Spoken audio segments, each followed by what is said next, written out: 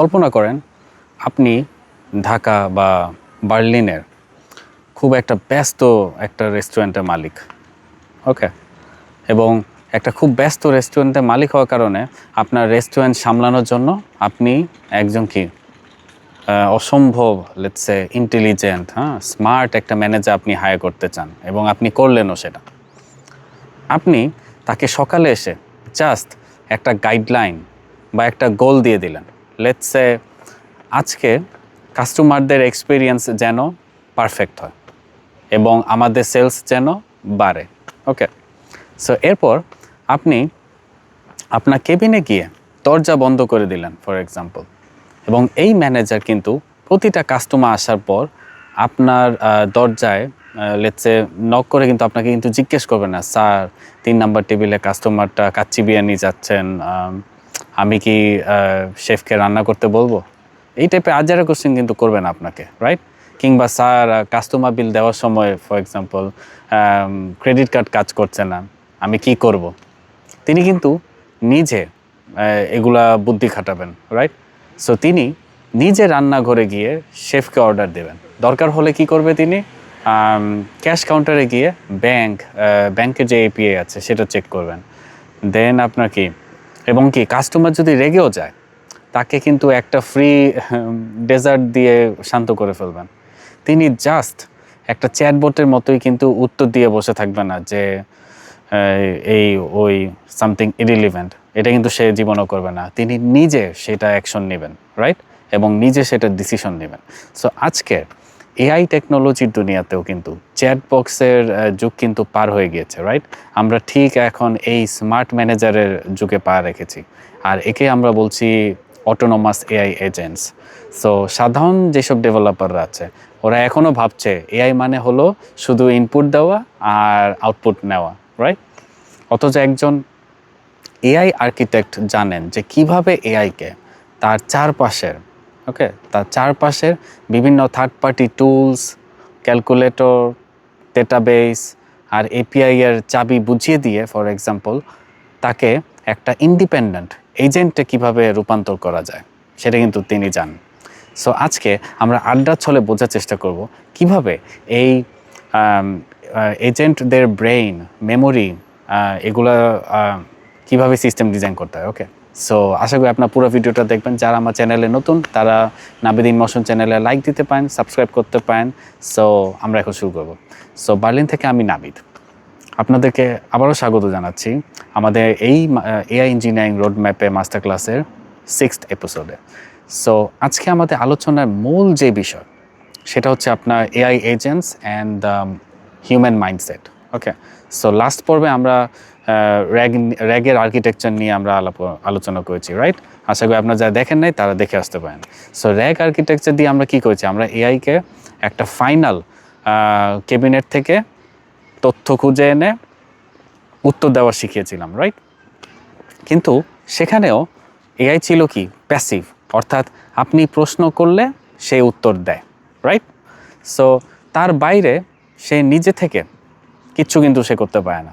So ধরি আপনি এআইকে জিজ্ঞেস করলেন যে ওকে, সো আগামীকাল বার্লিন থেকে ঢাকার ফ্লাইটের সব থেকে কম দামি টিকিট কোনটা, এবং আপনার ক্যালেন্ডার চেক করে ওইটার বুকও আপনি করে দিতে বললেন। সো একটি সাধারণ এলএলএম বা চ্যাটবক্স এই প্রশ্নও কিন্তু শুনে বলবে কি, দুঃখিত, আমি তো 2025 সালের ডেটটা পর্যন্ত জানি, এবং লাইফ ফ্লাইটের দাম বা আপনার পার্সোনাল ক্যালেন্ডারের অ্যাক্সেস আনফর্চুনেটলি আমার কাছে নাই। কিন্তু আপনি যদি সেখানে একটি এআই এজেন্টের আর্কিটেকচার ডিজাইন করেন তাহলে কিন্তু খেলাটা কিন্তু পুরোপুরি বদলে যাবে, কমপ্লিটলি ডিফারেন্ট গেম হয়ে যাবে। সো এজেন্টদের ব্রেন কাজ করে একটা বিশেষ ফ্রেমওয়ার্কের উপর, ওকে, এবং যাকে আমরা বলি কি রিঅ্যাক্ট ফ্রেমওয়ার্ক। ওকে, অর্থাৎ আপনার কি রিজনিং এবং অ্যাক্টিং, উইচ ইজ চিন্তা করা এবং অ্যাকশন নেওয়া। ওকে, সো আপনি যখন এজেন্টকে এই কমপ্লেক্স কমান্ডটি দিবেন সে তখন মানুষের মতো ধাপে ধাপে একটি লুপের ভেতর চিন্তা করা শুরু করবে। ওকে, সো লেটস সে আপনার ইউজার বার্লিন থেকে ঢাকার টিকিট চাইছে, সো ক্যালেন্ডার চেক করে সে কিন্তু চেক করতে পারবে। ওকে, সো এর জন্য আমার লাইভ ইন্টারনেট এবং ইউজারের ক্যালেন্ডারের যে এপিআই আছে সেটার অ্যাক্সেসও কিন্তু দরকার, এটা বুঝতে হবে।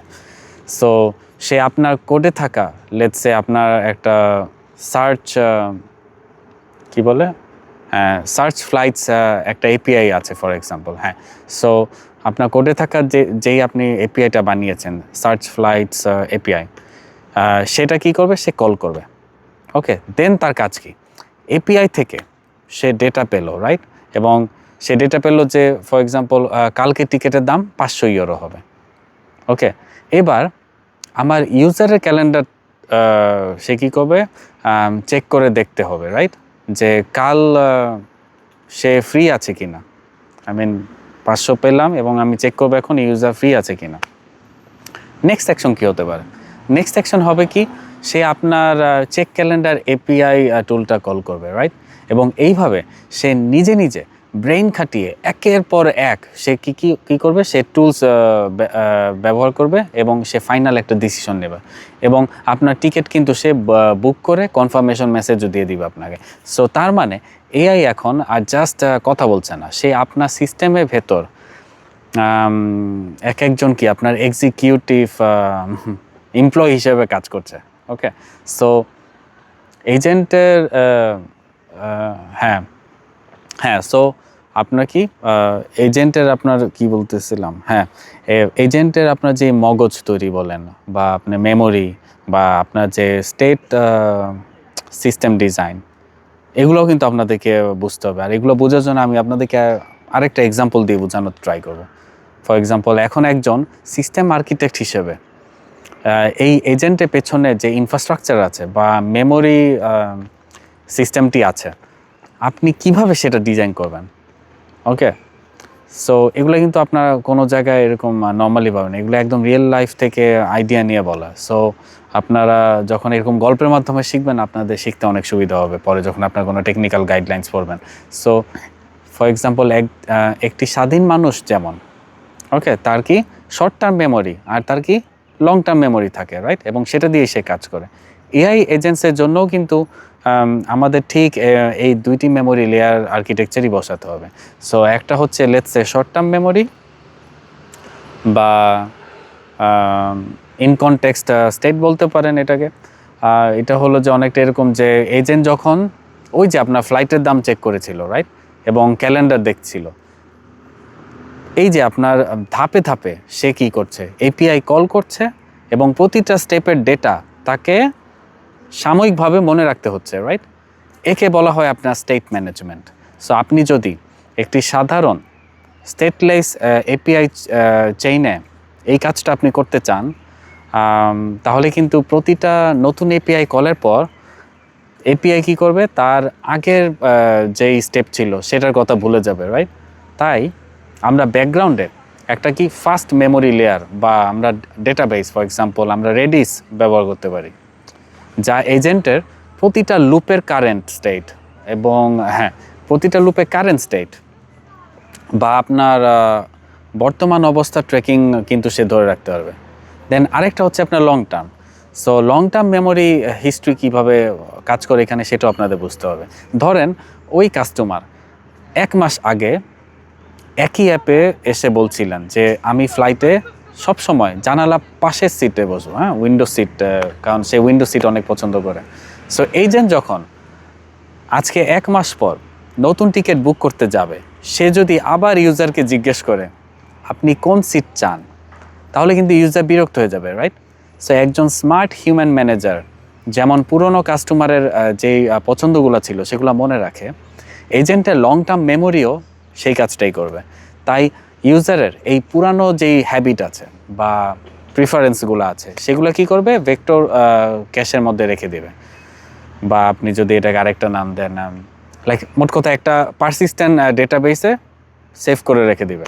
সো এজেন্ট যখনই নতুন কোনো টাস্ক শুরু করবে, সিস্টেম ব্যাকগ্রাউন্ড থেকে কি হবে, সিস্টেম ব্যাকগ্রাউন্ড থেকে ইউজারের প্রোফাইলের ওই যে আপনার গুরুত্বপূর্ণ অংশটুকু আছে এজেন্টের মেমোরিতে সে ইনজেক্ট করে দেবে, এবং এর ফলেই আপনার এজেন্ট স্বয়ংক্রিয়ভাবে সে কিন্তু ডিসিশন নিতে পারবে যে ফর এক্সাম্পল যেহেতু আমার ইউজার উইন্ডো সিট পছন্দ করে, তাই আমি 500 ইউরোর এই টিকিটটা উইন্ডো সিটটাই আমি বুক করে দিচ্ছি।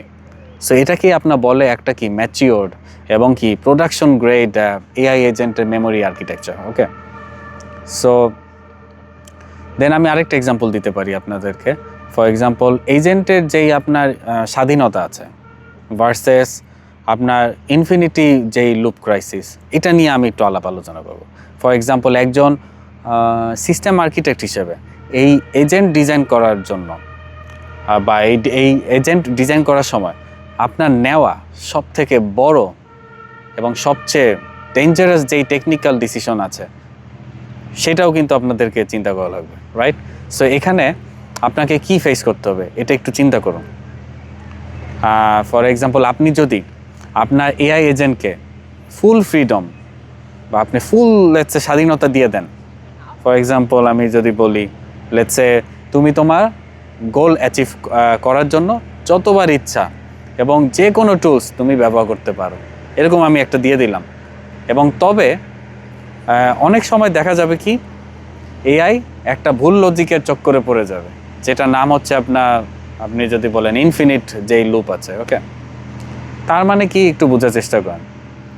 সে টিকিট খুঁজতে গিয়ে একটা এরর পেল এবং সে আবার এপিআই কল করলো, আবার কি করলো, সে এরর পেল, সে আবার ট্রাই করলো। এভাবে সে ব্যাকগ্রাউন্ডে 1 সেকেন্ডে 500 বার লেটসে আপনার পেইড এপিআই বা আপনার ডেটাবেস কল করে কিন্তু সে বুঝতে পারে এবং আপনার 13টা 14টা বাজাতে পারে মানে টাকা। সো সিস্টেম ডিজাইনের ভাষায় এর মানে হলো দুইটা বড় একটা বিপর্যয় আমি যদি বলি। সো আপনার সার্ভারে যেই থ্রুপুট আছে সেটা কিন্তু জ্যাম হয়ে ক্র্যাশ করবে।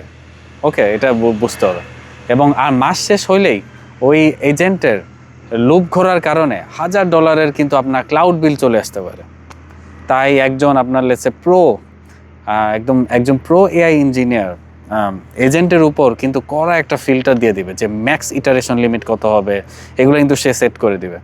এবং তিনি কোড লেভেলে কন্ডিশন দিয়ে দিতে পারে যে তুমি একটা টাস্ক কমপ্লিট করার জন্য সর্বোচ্চ 5 বার তুমি লুপ করতে পারবে বা 5 বার তুমি টুল কল করতে পারবে। সো 5 বারের মধ্যে যদি তুমি সাবধান না হও অথবা 5 বারের মধ্যে তুমি যদি লেটসে কোনো সলিউশন না পাও, তাহলে কি হবে, তুমি লুপ ব্রেক করে হিউম্যান ওভাররাইড মেথডে তুমি লেটসে চলে যাবে এবং কি এমন মানুষের হেল্প চাবে। ওকে, ওগুলা দেওয়া থাকবে সব ফাংশনে। সো এআইকে শুধু স্বাধীন বানানো এটা কোনো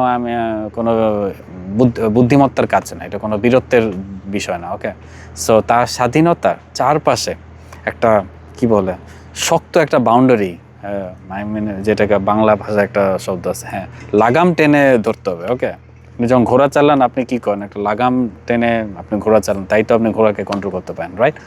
সো এইটা বোঝাই কিন্তু আসল আর্কিটেকচারের খেলা। ওকে, সো আশা করি আপনারা এআই এজেন্টসটা কীভাবে মোটামুটি কাজ করে এবং এর ভবিষ্যৎ কী হতে পারে এগুলো আশা করি আপনারা সবাই বুঝেছেন, রাইট? কারণ চ্যাটবক্সের দিন কিন্তু আসলে ধীরে ধীরে শেষ হয়ে আসছে এবং বড় বড় গ্লোবাল যেসব এন্টারপ্রাইজ আছে তাদের ব্যাকগ্রাউন্ড প্রসেস কিন্তু অটোমেট করার জন্য এরকম শত শত অ্যাক্টিভ প্রোঅ্যাক্টিভ এজেন্ট ক্লাস্টার কিন্তু তারা এখন ডিজাইন করে যাচ্ছে। ওকে, সো এই এজেন্টের ব্রেইন আর মেমোরি কন্ট্রোল করা যারা এখন শিখতে পারবে এখন থেকেই, তারাই কিন্তু নেক্সট জেনারেশনের টেক লিডার হতে পারবে।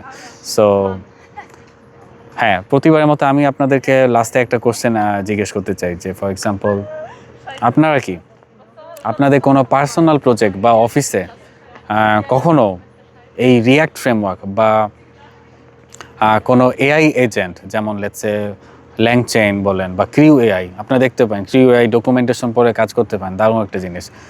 এইসব কাস্টম এজেন্ট যেসব পাইপলাইন আছে আর কি, এগুলো যদি আপনার কেউ তৈরি করে থাকেন আপনার কমেন্ট বক্সে জানাতে পারেন, আমরা দেখতে পারি কারা এইসব নিয়ে কাজ করছে, রাইট? আমরা আড্ডা দিতে পারি এই আর কি।